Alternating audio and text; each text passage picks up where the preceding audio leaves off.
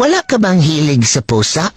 Magpapago ang pananaw at pagtingin mo sa mga pusa sa sandaling mapanood mo ang video na ito.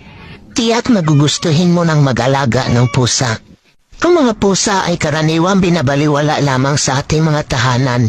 Hinahayaan lamang silang gumala, umiwi man o hindi ay hindi natin napapansin. Ngunit sa science world, ang mga pusa ay itinuturing na pinaka-magical at useful na hayop. Narito ang ilan sa magical at healing properties na taglay ng mga pusa. Una, ang mga pusa ay may kakayahang magbahagi ng positive energy o vibes sa tulong ng kanilang astral force field. Ang mga pusa ay territorial animal.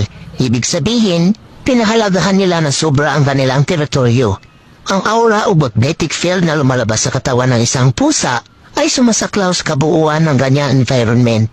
Ganoon kalakas ang singaw ng electromagnetic field o aura ng pusa. Mahalagang